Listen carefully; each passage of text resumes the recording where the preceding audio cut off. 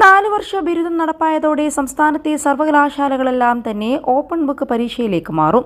അതിന്റെ ആദ്യപടിയായി നവംബറിലെ 1ാം സെമസ്റ്റർ പരീക്ഷയിൽ പഠന നേട്ടം അടിസ്ഥാനമാക്കിയുള്ള മൂല്യനിർണ്ണയം നടപ്പാക്കും.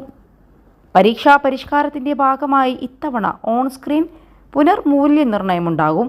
പ്രവേശനം മുതൽ പരീക്ഷാഫലം വരെയുള്ള വിവരം സൂക്ഷിക്കാൻ വിദ്യാർത്ഥികൾക്ക് സവിശേഷ തിരിച്ചറിയൽ രേഖ ഉൾപ്പെടെ ലഭ്യമാക്കി സർവകലാശാലകളെ കെ-റീപ്പ് സോഫ്റ്റ്വെയർ വഴി ഒരു കുടക്കീഴിലാക്കാനാണ് തീരുമാനം. കെ-റീപ്പിന് ഇനിയും 1 വർഷം വേണ്ടിവരുമെന്നതിനാൽ അതുവരെ സർവകലാശാലകളിൽ ഡിജിറ്റൽ ഫയൽ ഏർപ്പെടുത്തും. പരീക്ഷാ നടത്തിപ്പിന് കോളേജുകൾക്ക് പ്രോട്ടോകോൾ തയ്യാറാക്കി നൽകാനാണ് നിർദ്ദേശം. ഏകീകൃത അക്കാദമിക് കലണ്ടർ അനുസരിച്ച് 1ാം സെമസ്റ്റർ പരീക്ഷ നവംബർ 2 മുതൽ 22 വരെ കോളേജുകൾ തന്നെ നടത്തും. തുടർന്ന് ഡിസംബർ 2 മാത്രമേ കോളേജ് തുറക്കൂ. Al Salama eye hospital, hospital road, Perinthalmanna.